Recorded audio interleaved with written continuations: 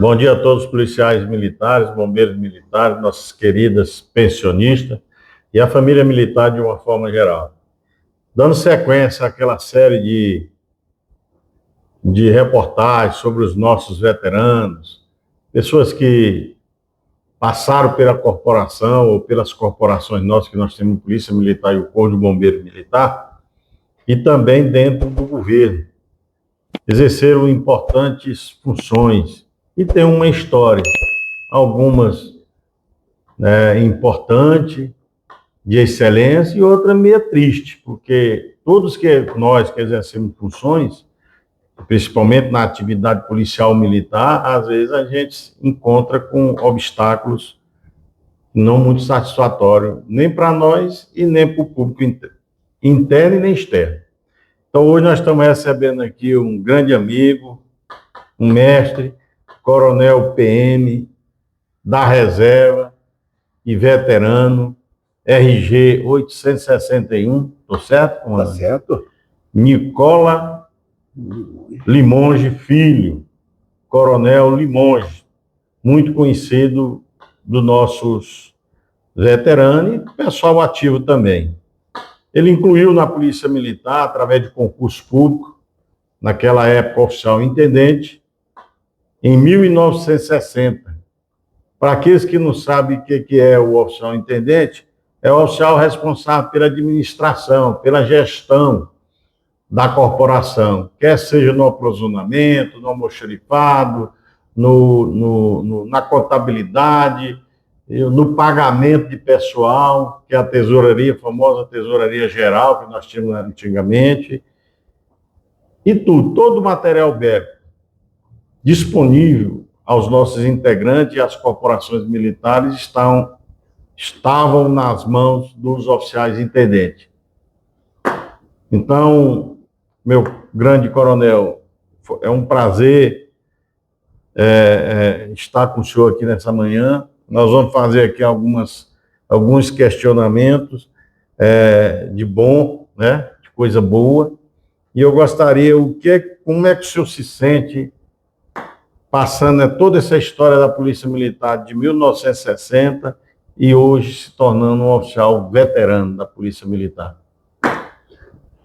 Meu irmão e amigo, Coronel Carneiro, presidente da OFMIL, é com muita satisfação, com muito orgulho e com muito carinho pelo órgão que me recebeu bem, pelo órgão que hoje representa nós da Polícia Militar. Eu me senti muito orgulhoso e até vaidoso em ser convidado para estar aqui para falar sobre a nossa Polícia Militar, sobre o que eu passei na Polícia Militar, sobre o que aconteceu comigo, umas coisas que não foram boas, mas me amadureceu, me fez mais homem, me fez mais sério, me fez mais responsável. E as outras coisas boas da Polícia Militar que a gente tem que comentar, porque a vida nossa como se diz, é feita de altos e baixos. A vida nossa é uma vida difícil, não é fácil, porque a gente começa, como eu comecei, como filho de um alfaiate, que de repente veio o jeans e veio o terno pronto. Meu pai foi obrigado a fechar a alfaiataria dele. Mas antes disso, eu com 13 anos de idade, terminei a primeira série do ginásio e apresentei meu boletim para o meu pai que eu tinha sido aprovado. Meu pai chegou de mim e falou assim: meu filho, agora eu estou precisando de você. Eu quero que você arrume um emprego para você. Eu falei: pai, como é que eu arrumo um emprego? Eu sou menino, pai. Ele falou: não, meu filho, você acha? E eu, por incrível que pareça, tive uma sorte muito grande. Porque naqueles dias que meu pai falou comigo, um tio meu que morava em Umas, era dono de uma casa, de uma loja muito grande em Umas, e ele vendeu bem essa loja lá, e ele veio para Goiânia e comprou o Bar Goiás, vizinho do Cine Goiás. E eu cheguei e fui trabalhar com ele. Então, eu praticamente com 13 para 14 anos, fui trabalhar no bar. Com poucos dias eu era dono do bar. Não porque eu tinha comprado o bar ou era dono do bar, mas eu que administrava o bar todinho. Eu que comprava as coisas, cerveja, porque na segunda-feira você tinha que comprar à vista. Cerveja e cigarro. Eu tinha que ter o dinheiro para comprar esse cigarro e essa cerveja. Então, eu comecei ali tomando. Depois, eu tive um prazer muito grande de trabalhar no Departamento de Água e Energia Elétrica. Eu já estava com 15 anos. E eu tive a oportunidade, enquanto eu estava no bar, em frente, a Avenida Anguera ali, em frente ao bar, montaram ali uma escola de datilografia Olivetti. E eu, então, ainda numa horinha de folga, fiz o curso meu de datilografia. Quando o Alípio Gonçalves assumindo o lugar do Pedro Arantes, que tinha havido um crime na cidade, que o Pedro Arantes foi envolvido, ele perdeu o cargo de diretor lá. Entrou o Alípio Gonçalves. E o Alípio, então, Gonçalves, eu entrei na administração dele. E o Alípio, então, falou, ó, o que você sabe fazer? Eu falei, ó, eu tenho um diploma aqui de curso de datilografia. Era hoje como se fosse um curso de computação. Entendeu? Então, ele falou, não, então, senta ali na máquina e bate o negócio para mim. Eu sentei lá e redigi um trem à toa lá e para ele, tá. Eu falei, ó, você trabalha no meu gabinete agora. Você vai ser o meu cara para datilografar todas as minhas portarias, todos os meus ofícios, todos os meus documentos, porque eu tenho documento sigiloso. E eu quero que você seja de minha confiança no meu gabinete. E assim eu comecei. 2 anos e meio depois, veio a CELG, o Otto Nascimento foi para a direção lá da energia elétrica. Criou a CELG, o Otto Nascimento me levou para a CELG. E eu sou o funcionário número 1 da CELG, quando criou a CELG. Fiquei mais 2 anos e meio na CELG. Saí de lá para prestar o serviço militar. Aí eu já estava com 18 anos para prestar o serviço militar. E prestei o serviço militar. Um pouco os meses que eu estava no batalhão, na 6ª companhia do batalhão de Ipameri, o coronel Plínio Pitaluga, que foi um comandante de operações na Itália, quando na Segunda Guerra, ele foi transferido para Goiânia. E ali ele foi comandar a CR. E eu na CR, lá com ele, de repente, eu vi que eu gostava de cavalaria. Ele criou a hípica de Goiás. E dele criar essa hípica, eu fui com ele numa disputa dessa de salto de cavalos. Eu então falei para ele, coronel, nós temos aqui na CR um aparelho de som que eu posso instalar no Jeep, porque ele é da mesma voltagem da bateria do Jeep. Eu posso instalar e fazer radiação para o senhor na hora do salto lá, de falar quem é quem. Ué, mas você dá conta de fazer isso? Estou. Quer dizer, aí eu fiquei sendo o cara do coronel Pitaluga, entendeu? E aí eu não tirava mais serviço no fim de semana, porque era só com ele, e assim eu servi o Exército. Servi o Exército, montei uma casa de autopeças. Fui muito bem. Eu comecei com 600 contos, com 2 anos e meio, eu vendi a casa de autopeça por 13 milhões de reais. De cruzeiro, 13 milhões de cruzeiro. Né? Aí, então, porque a concorrência, quando eu montei minha loja de autopeças, eram 2 lojas minhas e Autopeças Lazo. Quando foi 2 anos e meio depois, tinha 46 lojas de autopeças em volta de mim. Então, o que eu ganhei, eu vi que eu ia perder porque a concorrência começou a ser grande. Aí, então, o que eu fiz? Eu peguei, vendi a loja. Quando eu vender a loja, eu fiquei sem função, aí de repente eu vejo um edital do jornal, eu tinha terminado o curso de contador e era datilógrafo, eu vi num jornal o concurso para a Polícia Militar, 3 vagas. 2 especialidades raras. Aí importante naquela época, rara, né? Aí eu prestei o concurso, passei em 2º lugar. E aí eu comecei minha vida militar. Fui pelo Bombeiro, fui para o DI, Departamento de Instrução, depois voltei para o Comando Geral, depois eu voltei para o DI, mas não era DI mais, era APM, entendeu? Academia de Polícia. CFA. Depois CFA. DI, CFA, PM, agora é Comando. Depois voltei para o Comando Geral, fui o secretário-geral da Polícia Militar, entendeu? De lá eu fui para o Batalhão Rodoviário, seu subcomandante, mas também antes passei, quando tenente, fui para Araguaína. Trabalhei com o coronel Evaldo Vaz, na época era major, e eu capitão. Servimos em Araguaína em 66. Quando foi de 77 a 78, 79, eu fui para Gurupi e fui comandante do quartel de Gurupi. Então, passei pelos 2 unidades do interior e todos os quartéis do comando da Polícia de Goiás. Inclusive, fui secretário-geral da Polícia Militar, fui comandante do batalhão, do Comando Geral, que era fora do Comando Geral. Então, passei por isso tudo na Polícia Militar, sinto saudades e sinto prazer de ter servido e de ter feito um bom serviço para a Polícia Militar. Eu acredito que deixei lá meu nome. Agora, saí para a reserva. E tão logo saí para a reserva, Iris Rezende assumiu o governo do Estado, em 1991, e me convidou para dirigir o CEPAI. Até eu fiz uma ligeira crítica a ele, porque ele me convidou, quando foi prefeito, para ser o criador do Mutirama. Eu fiz o Mutirama. Só que na hora de ser inaugurado o Mutirama, ele foi cassado. Mas eu tinha uma aproximação com o governador Leonino Caiado, que o Leonino Caiado me confirmou, pediu que eu continuasse no Mutirama, até o partido dele lá não criar problema comigo, porque eles achavam que eu era de outro partido, porque eu tinha um tio que foi vereador 6 vezes em Goiânia. Então, com isso, me tiraram. Depois de uns certos meses, me tirou. Mas fiquei com uma amizade muito sólida com o Leonino Caiado, porque o Leonino Caiado, quando eu fui presidente do Clubes Oficiais, eu, com a facilidade que eu tinha de acesso a ele, eu consegui a titulação do Clubes Oficiais, porque os Clubes Oficiais e o Clube dos Sargentos eram uma área invadida. Entendeu? E eu consegui, então, com o Leonino, pagar os lotes que foram invadidos e ficou recebido o Clube Sociais e o Clube dos Sargentos como propriedade nossa, que hoje é um patrimônio que não tem tamanho, não tem história. Porque no centro da cidade, um clube que tem minas de água dentro dele, piscina, e tem tudo de bom dentro desse clube. E depois, mais tarde, eu preparei, estudei e lancei o autódromo, da construção do autódromo de Goiânia.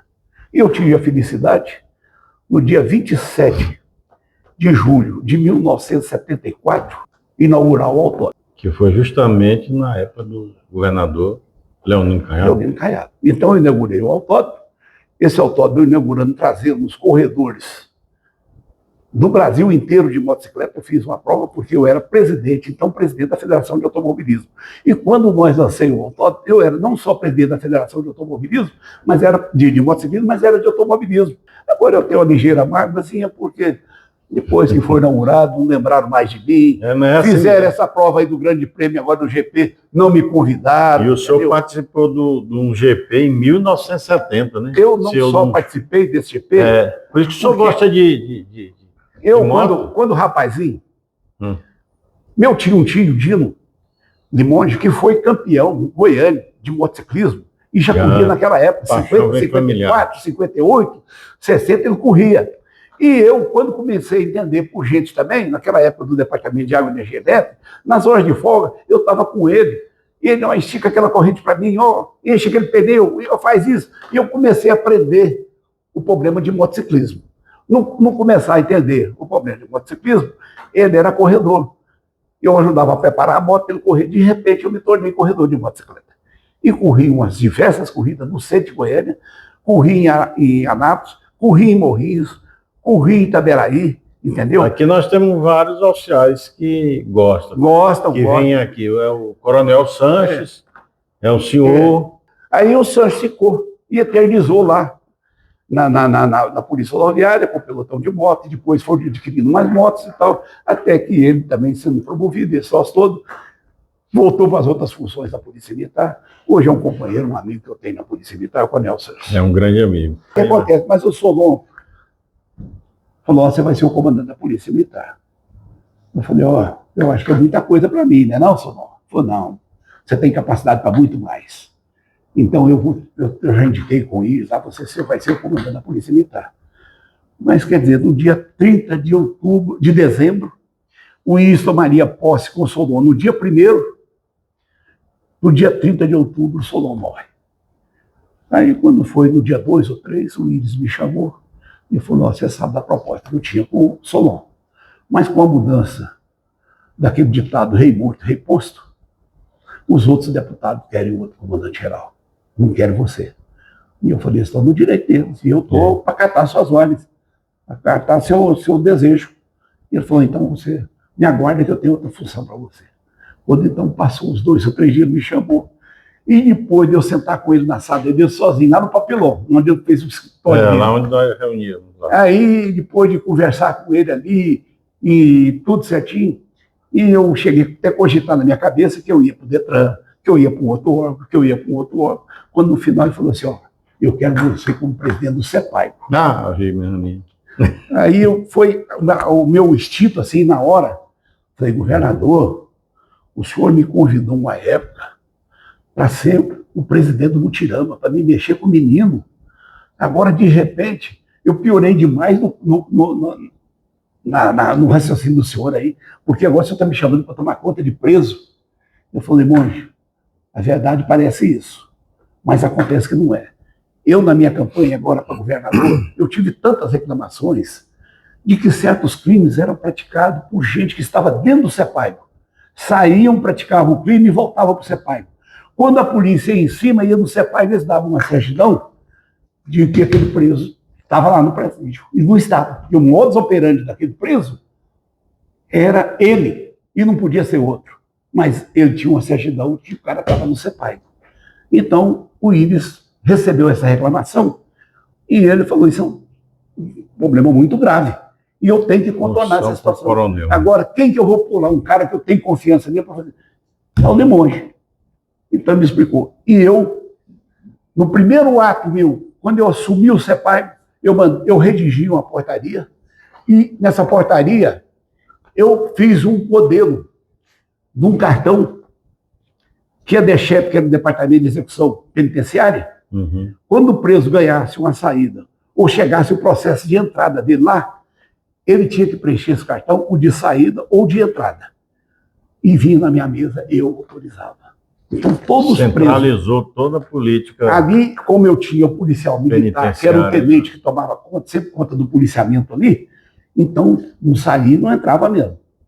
E então, o próprio Íris passou pouco tempo. Ele me chamou de monge. Os caras que me denunciaram que você estava fazendo isso, falou que acabou. Que você contornou a situação.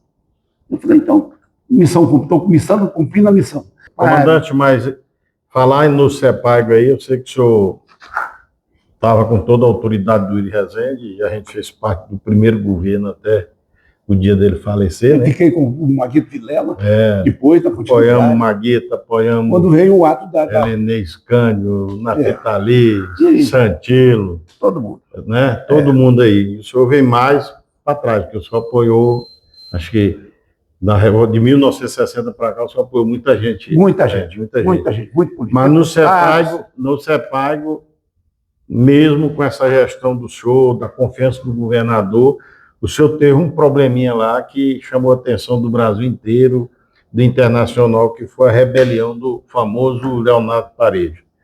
E ali o senhor me contava que o Pareja era só um instrumento. Só. Mas o cara que arquitetou tudo aquilo, o senhor faz aí um resumozinho rapidinho para nós aí dessa... Deixa eu contar. Que foi muito triste, envolveu muitas autoridades. O problema do Pareja, o Pareja era o seguinte, quando eu cheguei lá, ele tinha sido recuperado, já tinha sido fugido, tinha recuperado ele. Aí me contaram sobre a história dele. Mas aí, de repente, ele briga com outro da cela lá e meteu a faca na barriga do cara. Aí o cara foi para o hospital.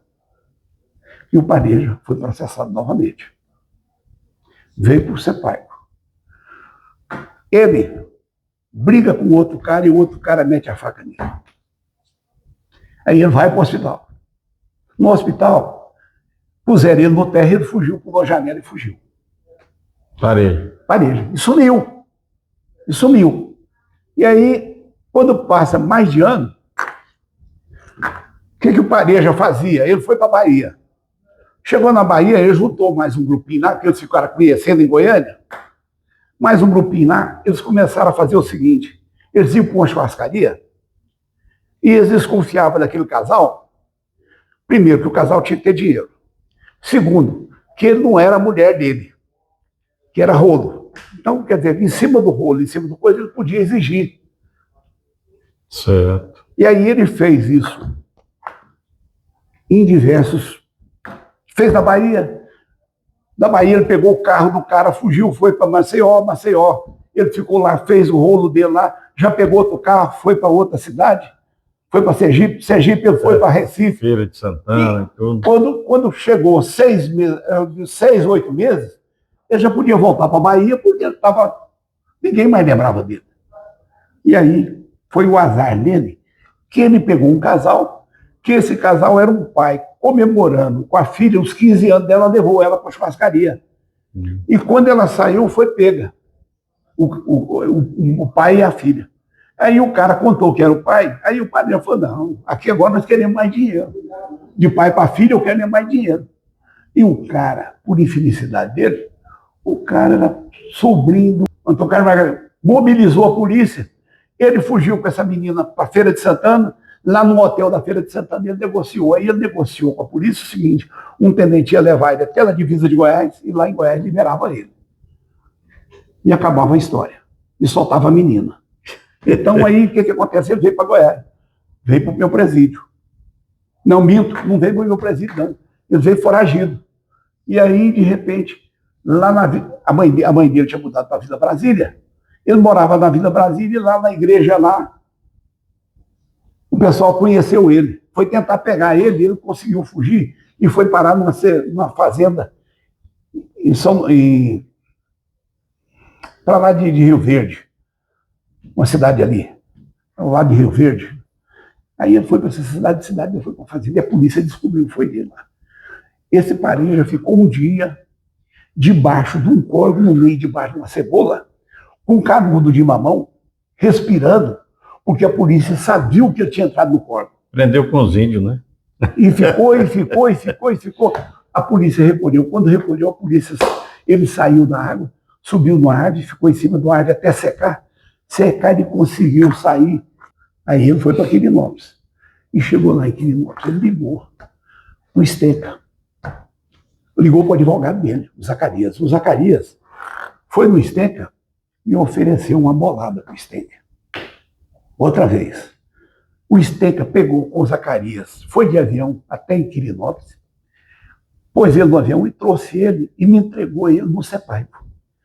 E com a ordem que eu não podia pôr ele em cela fechada, que eu não podia fazer isso, fazer aquilo outro, certo? E ele ficou lá tirando uma de artista lá e me enfrentando.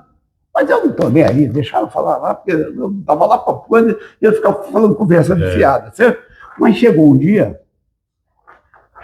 que aconteceu o seguinte, ele atritou lá dentro,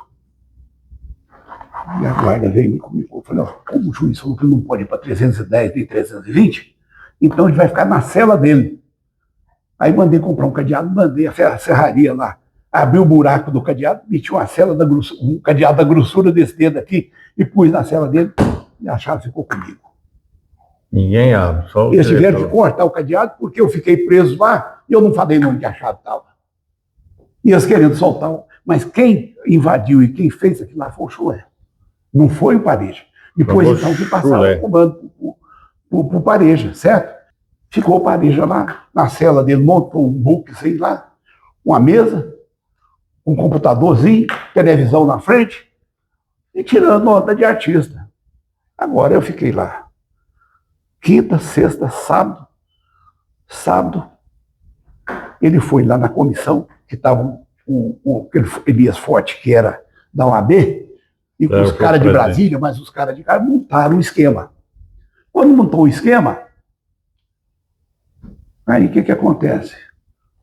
O Pareja foi lá falar com o pessoal, e o pessoal foi duro. Aí o Pareja voltou e disse, traz um limonge aqui para mim. Aí eu fui lá na frente dele, no escritório dele, no bookzinho dele lá. Aí cheguei lá e falei, coronel, agora eu dei para entender que o senhor é forte, meu. O senhor é muito forte, porque eu não consegui, e não estão conseguindo nada, se não for com a orientação do senhor. Então eu quero falar com o senhor. Então o senhor vai com nós para levar isso aqui lá. Eu falei, vou, não tem problema não. Quando marcou para 2 horas da tarde, quando foi 2 horas da tarde, eu fui para lá para entregar. Fui com eles. Quando nós chegamos assim, numa distância daqui na sua sala ou mais, lá no pátio, que tinha o portão da saída, da grade, estava o cara da comissão, que era um domingo, e era 2 horas da tarde, os outros tinham ido embora. E voltavam mais tarde. E ficou esse cara que era da Polícia Federal, da DPEM, do Departamento Penitenciário de Brasília, e que ficou no comando aí. Aí quando eu cheguei lá com o Pareja, os caras para falar, põe o coronel na cela. Não falo com o coronel, com vocês enquanto você estiver aqui com o coronel. Coronel não pode ficar aqui, vocês têm que levar ele para a cela. Põe ele na cela e vocês vêm conversar comigo. Aí o Pareja, ó, seus filhos da puta, não sei o quê, quem manda aqui são nós, rapaz. Não sei não, e não sei o quê e tal. O cara pulou lá para dentro, o pessoal retornou da guarda. Aí ficamos ali uma meia hora, eu com uma machadinha de pendurada aqui, do açougueiro, o filho da puta levou a machadinha com ele, para dentro do presídio. E ele me furou aqui o canto vivo do machado, eu pendurava o machado em mim. Eu falei, cara, tá me doendo, tá machucando. Tá machucando, não, não reclama não. E eu prestei aqui, rapaz. Aí sofrimento demais, né? Aí fomos para lá.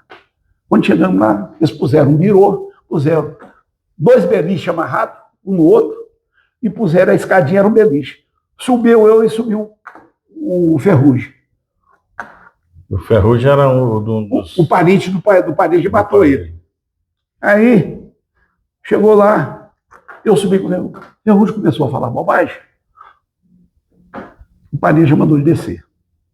E o Pareja subiu. O Ferrugem encapuzado e ele sem nada. O Pareja peito aberto, mas com o revólver na mão. Chegou lá e tá, porque não sei o quê, papapá, e ele pegou, pôs o revólver na minha cabeça. Meu menino desesperou, lá embaixo. É desespero mesmo. Né? Que tá, aparece ele lá desesperado, gritando e tal. Mas aí, de repente, eu tiro um revólver no meu ouvido e dispara para o lado do presídio feminino. Quando ele disparou para o presídio feminino, eu vi o pessoal de elite, atirador de elite da polícia, saindo e entrando atrás de um caminhão do bombeiro e atrás de um monte de tijolo. Eu falei, os fuzis dele com luneta. Eu falei, eles vão pôr bala dentro do ouvido do Pareja. Vai pôr a bala dentro do ouvido. O Pareja vai morrer sem saber por quê. Mas acontece que eu vou cair com o Pareja lá embaixo. E lá eles vão me tirar pedaço e mandar para o lado de cá do muro. É. Você pensa outro diferente? Não tem jeito de pensar. Aí o que acontece? Naquela hora situação eu gritei. Muito difícil. Aí eu gritei, o Padilhas. Aí eu chamei o Iris dentro. O Padilhas, Maguito, pelo amor de Deus, não deixa isso acontecer aqui não. E não sei o quê, ppp. Já tem o seu número não é? Em cima do muro lá. Aí apareceu, então aí recolheram. E aí começaram, então, chamaram eles e começaram a discutir o problema de ir embora. Eu ia sair naquele domingo. Deixa eu perguntar, quem matou o Pareja? O primo dele. Foi o primo dele, né? O primo dele. Entendeu? O Ferrugem. Ferrugem, o famoso Ferrugem. É. Entendeu? Pois é, comandante. Realmente. Então, essa foi a história do Sepaico, entendeu? Do Sepaico, muito boa no início e triste no final. Foi triste no final. Agora, eu saí de lá. Quando eu saí, eu prometi para eles. Falei, eu estou indo embora, mas eu vou discutir com a comissão hoje ainda. E amanhã eu venho na televisão, eles vão me entrevistar. E amanhã eu vou entrevistar e falar que vocês podem empreender a fuga do jeito combinado, que não vai ter problema, não vai ter perseguição nenhuma com vocês. E no outro dia, eu saí, fui para dormir, 4 horas da manhã, 7 horas eu estava no Sepaico. Cheguei lá, já estava a televisão para me entrevistar. E eu dei essa entrevista e falei, ó, vocês podem ir embora tranquilo, porque vocês não vão ser abordados. Lembrando, vocês têm que ir pela estrada estadual. Os dois foram pela federal, lá do Oscar Pataria. Eles pediram um carro diferente, um Ômega. O Ômega, eles foram com ele para Brasília. Quando chegou ali na Coisa de Brasília, estava o exército lá. Quando ele forçou a passar, saiu aqueles tanques de guerra, mas de pneu, saiu e veio na frente, bateu no carro, o carro capotou e eles foram presos. Mas naquela ainda disputa, eles atiraram e mataram uma moça que estava na fila de carro lá, esperando a liberar para passar. A moça sozinha num carrinho. Não tinha nada a ver com a coisa. Tinha nada a ver com o negócio, morreu. Passou pouco tempo, morreram todos. Morreu o Pareja, depois o Ferrugem conseguiu fugir, ir para Nápoles para responder o inquérito que ele tinha matado o sargento lá. De lá ele fugiu para Ubatuba. Ferrugem era terrível. Quando foi em Ubatuba, depois de um ano no litoral lá, ele cometeu um crime lá e foi pego. Aí descobriram ele que eu estava com nome falso, vieram para Goiânia. Chegou aqui em Goiânia, aí um outro cara matou ele aqui dentro. Então, a vida deles é essa e acaba assim. Então, graças a Deus, eu acho que eu cumpri minha missão. Hoje eu sou do QA. Eu falo que o QA foi um segmento do intendente. É. O intendente teve a sorte de permitir que se faça o CAO, o CSP e chegar até cargo de comandante-geral, como o Álvaro foi. Coronel Álvaro Alves Júnior. E outros exerceram grandes comandos, igual o senhor, o Coronel Geraldo de Freitas, claro. E outros coronéis nossos. E hoje nós vivemos um dilema terrível, com o quadro diocesano da administração. Eu estou sabendo, eu que estou auxiliares. fora. Mas deixa eu falar um negócio para o senhor. O senhor contou aqui um fato importante. O senhor foi a major, teve as convocações, exerceu funções disso e daquilo, foi a tenente-coronel justamente porque gerou um direito e o Estado não reconheceu, depois a Justiça reconheceu. E aí, o que chega aqui, que a gente tem que agradecer o Solon Amaral, né, o nosso saudoso Solon Amaral, na revisão da Constituição nós criamos a promoção imediata. E justamente esse benefício da promoção imediata... Que eu fui a coronel. Que foi a coronel e muitos outros. Tem um episódio nosso aí que a turma não sabe, que quando se revisou a Constituição do Estado, trouxe um direito adquirido para os demais. Todos, de soldado a coronel, foi promovido. O coronel teve o IP20, depois, posterior. E hoje nós temos coronel com IP20, coronel sem IP20. A gente está lutando, e foi um dos compromissos com o Caiado desde da eleição. O Isa, se estivesse vivo aqui, eu acho que ele estaria... essa proposta tinha sido cumprida, porque ele sempre falou que nunca se deve abandonar os companheiros. E o senhor foi um exemplo que ele falou aí, e ele sempre falava isso nas palestras dele. Hoje, os que estão vivos aí, que participaram da história do Isa, igual o senhor, o Coronel Val, o Coronel Sanches, o Coronel João Neval, e muitos outros aí, né? O Paulinho Ortega hoje está na chefia de gabinete do governador, vou até ligar para ele, né? O Coronel Godinho, pai, o filho hoje está na Casa Militar, assumiu agora recente, tem que ir lá tomar um café com ele, vamos chegar lá de veterano e tomar o café com ele lá. Dá força para ele, não que a gente quer nada em troca, mas é bom a gente estar falando isso para saber que todos lutaram para chegar ao que chegou aqui hoje. O senhor lutou, o senhor passou por momentos difíceis. Eu também passei.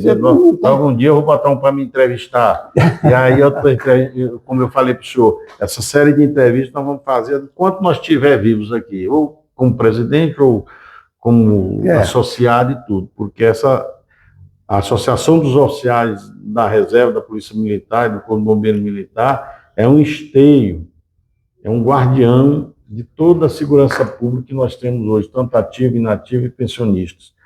Eles não gostam de falar inativo, mas inativo está no Código Penal Militar, na Constituição, no Código de Processo. Quando você não é ativo, você tem que ser inativo. Tem que ser inativo. Mas eu não estou na fileira mais da polícia, não estou marchando mais no porque eu estou inativo. Aí houve essa palavra do veterano que origina lá dos Estados Unidos. E foi muito bonito. E graças aos deputados. Valorizou nossa classe. O Major Araújo e o Coronel Adailton criou esse título de veterano. Que o Coronel André motivou, fez uma grande política em valorização dos veteranos, e hoje nós estamos aí com o Coronel Granja, filho de um veterano, Marcelo Granja, filho do José Granja, comandante-geral, o Washington, filho do Major Washington, também, comandante-geral do Corpo de Bombeiro, fazendo esse desenvolvimento dessa política de valorização. Mesmo assim, ainda tem mais coisa para se fazer. E eu acho que a gente começa a valorizar por aqui. Ouvindo um, ouvindo o outro, contando a sua história. Você tocou um fato aí, em que eu vou aqui agora aproveitar essa oportunidade, porque eu tenho muita vontade de ser reconhecido pelo Corpo de Bombeiros. Porque o Corpo de bom que o senhor declare isso aí para que o Corpo de Bombeiros vai chegar no ouvido. Eu fui para o Corpo de Bombeiros quando não tinha quadro de intendência lá. Não tinha almoxarife, não tinha provisionador e não tinha tesoureiro. Era subtenente Agnello, que ia lá, ele era da Caixa Beneficente, ele pegava o dinheiro do bombeiro e ia fazer... o senhor foi presidente da Caixa Beneficente. Fui presidente da Caixa Beneficente, presidente do Clube dos Oficiais. Então, o Agnello, ia lá no bombeiro pagar o pagamento do pessoal do bombeiro. Aí, então, eu fui para o bombeiro, criei a tesouraria, criei o almoxarifado, e quem tomava conta era o almoxarife, porque ele tomava conta do material lá, era o tenente Miranda. O Mirandinha era o que tomava conta do almoxarifado, entendeu? quando eu fui para o bombeiro, eu conservei o Miranda lá e criamos a cozinha, que não tinha cozinha no bombeiro. Então passei a fazer. E foi onde eu introduzi um sistema novo, que ainda é adotado de muito tempo da Polícia Militar. Eu pus a mulher para trabalhar na cozinha da polícia. Porque eu pus primeiro no bombeiro. Depois eu pus no DI. Depois eu pus em Araguaína. Pus em Gurupi. Agora eu tinha o soldado para descascar o chuchu, descascar o pepino, eu tinha o outro lá para lavar o arroz, eu tinha o outro para catar o feijão, e assim, quer dizer, tinha os policiais empregados no rancho. Mas quem administrava o sabor da comida, o tempero da comida, era a cozinheira. Cara, meus soldados passaram a engordar. Porque quando eles rejeitavam a comida, passaram a comer mais. Aí haja educação física nele, né? E aí, educação física deles, entendeu? Então, agora o bombeiro, que eu tive a oportunidade de ir lá, eu não sei o que aconteceu, que eu não consegui achar no bombeiro, porque eu fui mais de ano. Tesoureiro, almoxarifado e consolador. E no boletim do bombeiro, eu não achei nada do meu nome. Tem um tesoureirão muito bom, inclusive ele foi diretor aqui, é o Pires. Benito Pires. Então eu fui... Irmão daquele juiz. Então hoje eu penso o seguinte, eu já fui lá no bombeiro, eles olharem para mim, porque todo ano eles fazem uma homenagem aos bombeiros lá e tal, e eu nunca fui homenageado, nunca fui nada. Isso quer dizer, a gente sente porque eu não estou querendo nada de graça, não, é porque eu tive lá o prazer de trabalhar com, era capitão Ilídio Monteiro de Godoy, era Luiz Jacinto Duarte, depois chegou no Ademar, também trabalhou lá, e assim, quantos outros trabalharam lá comigo lá, entendeu? No bombeiro. Aldemar Moraes. O Aldemar. E Nossa Senhora. Então...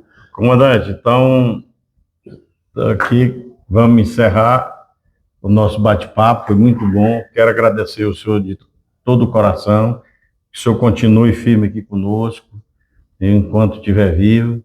Se Deus quiser. Nós estaremos aqui também valorando o nosso oficial veterano, principalmente aqueles que têm um legado a ser declarado, a ser comentado, a ser revivido todo o tempo.